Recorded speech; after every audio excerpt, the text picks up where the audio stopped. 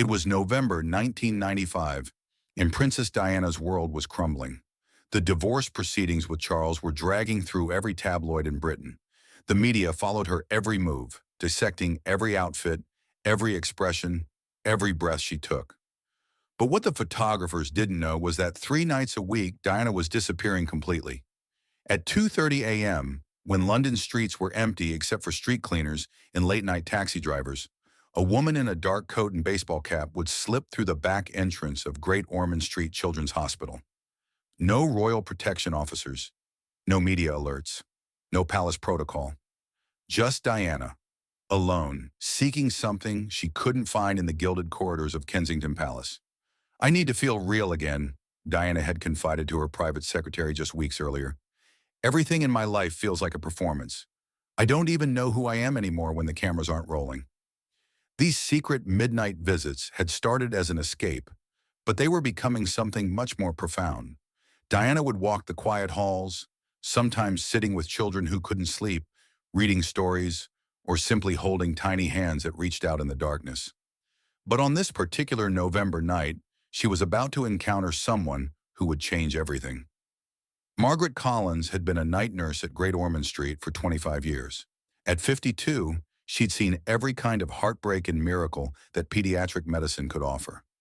She was known for her no-nonsense approach, her fierce protection of her young patients, and her complete disregard for anyone's title or status when it came to the welfare of the children in her care.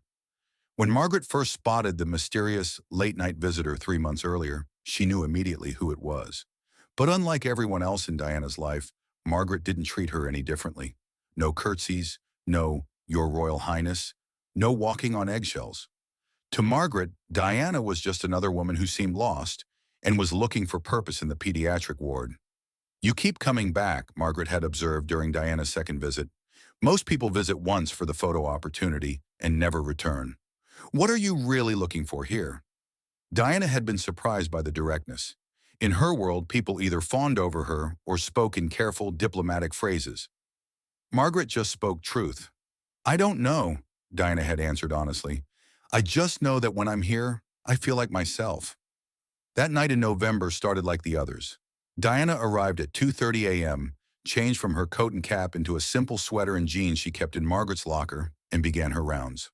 The pediatric oncology ward was her usual destination, where children battling cancer often struggled with sleepless nights filled with pain and fear. But tonight, something was different in room 314. 6-year-old Emily Watson had been fighting acute lymphoblastic leukemia for 8 months. Her tiny body, ravaged by chemotherapy, seemed impossibly small in the hospital bed, surrounded by monitors and IV stands. Emily's parents, exhausted from months of bedside vigils, had finally been convinced by Margaret to go home for a few hours of sleep. "She's been asking for her mummy all evening," Margaret whispered to Diana as they approached Emily's room. "The poor little thing is scared and alone." Diana peered through the doorway and saw Emily wide awake, clutching a worn stuffed rabbit and staring at the ceiling. Her blonde hair, grown back in patches after chemo, caught the soft light from the bedside lamp. "Hello, sweetheart," Diana said softly, stepping into the room. "I'm Diana.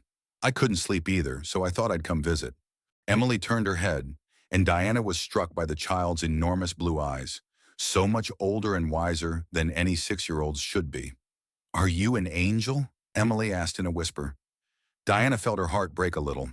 "No, honey, I'm just a friend who wanted to make sure you weren't alone. I've been waiting for my mummy, but she had to go home to sleep. Margaret said she'll be back tomorrow, but tomorrow feels very far away."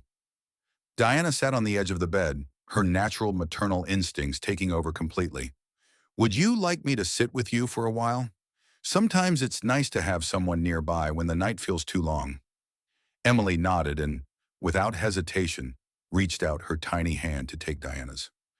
"Your hands are soft like my mummy's. Will you tell me a story?" For the next hour, Diana told Emily stories about faraway kingdoms and brave princesses who helped people. Emily listened intently, occasionally asking questions or making comments that revealed an intelligence and maturity that took Diana's breath away. "Diana," Emily said during a quiet moment, "why are you sad?" The question caught Diana completely off guard. What makes you think I'm sad, sweetheart? Your eyes, Emily said simply. They're the same kind of sad as my daddy's eyes. He tries to smile, but his eyes are still sad. Are you sick like me? Diana felt tears threatening and struggled to maintain her composure. I'm not sick the way you are, Emily. But sometimes grown-ups get a different kind of hurt, a hurt on the inside. Emily nodded solemnly. I have hurt on the inside too. Not just from the medicine, but from being scared. Do you get scared too? Yes, Diana whispered, the honesty surprising her. I get scared too. But what Diana discovered about this nurse would shock her even more. Margaret had been watching the interaction from the doorway, and something in her expression had shifted. There was a recognition in her eyes, a knowing look that went beyond their recent acquaintanceship. As the hours passed, Emily's condition began to deteriorate. Her breathing became labored, and the monitors started beeping with increasing urgency. Margaret moved swiftly, checking vitals and adjusting medications, but Diana could see the concern growing in the experienced nurse's face. Is she going to be okay? Diana asked quietly. Margaret's response was honest and gentle. Emily's been fighting so hard for so long. Her little body is just very, very tired. That's when the little girl whispered something that broke Diana's heart. Diana, Emily said, her voice barely audible. If I have to go to heaven tonight, will you tell my mummy that I wasn't scared at the end? Will you tell her that I was brave? Diana could no longer hold back her tears. She leaned down and kissed Emily's forehead. Oh, sweetheart, you are the bravest person I have ever met. But you're not going anywhere tonight. I'm going to stay right here with you. Emily smiled weakly. Will you hold my hand when I sleep? Sometimes I dream about angels, and they have hands like yours. As Diana held Emily's small hand, the child drifted into a peaceful sleep. But around 3 a.m., the monitors began alarming more urgently. Emily's breathing became shallow and irregular. Margaret worked quickly and quietly, but Diana could see they were losing her.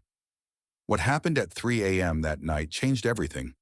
But you haven't heard the most incredible part yet. In those final moments, Emily's eyes fluttered open one last time. She looked directly at Diana with a clarity that seemed impossible given her condition. Mummy, Emily whispered, squeezing Diana's hand with surprising strength. I love you, Mummy. Diana's heart shattered. This dying child in her final moments was seeing Diana as the mother she desperately wanted by her side. Without hesitation, Diana leaned closer. I love you too, my darling, Diana whispered back. You've been so brave, so perfect. Mummy's here. You can rest now. Emily smiled one last time and peacefully closed her eyes. At 3:17 a.m., surrounded by love instead of loneliness, Emily Watson slipped away. Diana continued holding the little girl's hand, tears streaming down her face until Margaret gently touched her shoulder. She's at peace now, Margaret said softly, and because of you, she didn't die alone thinking she was unloved. She called me Mummy, Diana sobbed. She thought I was her mother. Margaret sat down beside Diana, her own eyes wet with tears.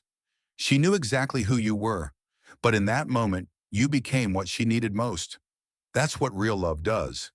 It becomes whatever the other person needs. As they sat in the quiet room, something profound was happening to Diana. For the first time in years, perhaps in her entire adult life, she felt like she had done something that truly mattered. Not for cameras, not for protocol, not for public image, but for one small soul who needed love in her final moments. When Margaret finally revealed her secret, Diana understood why this meeting was no coincidence. I need to tell you something, Margaret said as they moved to a quiet corner of the ward. This wasn't the first time I've watched you comfort a dying child. Diana looked confused. What do you mean? Margaret took a deep breath. 25 years ago, I worked at Buckingham Palace as a medical aide. I was there the day Prince William was born.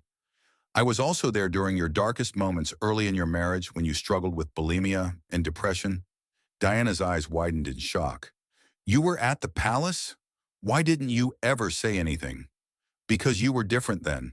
Trapped, controlled, performing a role instead of living a life. When I left royal service and came here, I thought I'd never see you again. But when you started showing up in this ward, I recognized something. What? The real you, Margaret said simply. Not the Princess of Wales, not Charles's wife, not the fashion icon. Just Diana, the woman with an extraordinary capacity to love children who need love most. Margaret paused, then continued. I left the palace because I couldn't watch what that life was doing to you. You were disappearing into a role that was suffocating your true nature. But here, in this ward, I've watched you become who you were always meant to be. Diana was stunned. You left your position because of me? I left because I could see you were drowning, and there was nothing I could do to help you in that environment. But I've spent 25 years working with children who desperately need the kind of natural maternal love you just gave Emily. You have a gift, Diana. Don't let the palace or the media or anyone else convince you otherwise. The final truth about Margaret would reshape how Diana saw her entire life. There's something else, Margaret said quietly. Before I left royal service, I kept detailed notes about your struggles. Not for gossip or scandal, but because I could see a pattern. Every time you were forced to attend formal royal functions, your eating disorder worsened. But every time you interacted with children, at schools, hospitals, charity events, you came alive. You became radiant. Margaret pulled out a small, worn notebook from her pocket. I've been documenting your transformation during these visits. Your face, your energy, your entire presence changes when you're with these children. You're not performing royal duty. You're expressing your authentic self. Diana flipped through pages of Margaret's observations. November 2nd, Diana spent 2 hours with Tommy, age 4, brain tumor. Her natural ease with him was remarkable. She didn't visit him. She connected with him. October 15th, Diana's intuitive understanding of what frightens children is extraordinary. She knows exactly how to bring comfort without making promises she can't keep. Why are you showing me this? Diana asked. Because you're at a crossroad, Margaret replied. The divorce will be finalized soon. You'll be free from many royal constraints. You can choose who you want to become. Tonight, holding Emily's hand as she died, that wasn't Princess Diana performing a duty. That was Diana Spencer giving love to a child who needed it. That's your calling. Diana looked around the pediatric ward, at the rooms full of sick children, at the families camping in uncomfortable chairs, at the medical staff working tirelessly to save young lives. For the first time in years, she felt a sense of purpose that had nothing to do with titles or public expectations. These children, Diana said slowly, they don't care about my divorce or my struggles with Charles or what the tabloids write about me. They just need someone to care about them. Exactly, Margaret said, and you have a unique platform to bring attention to their needs.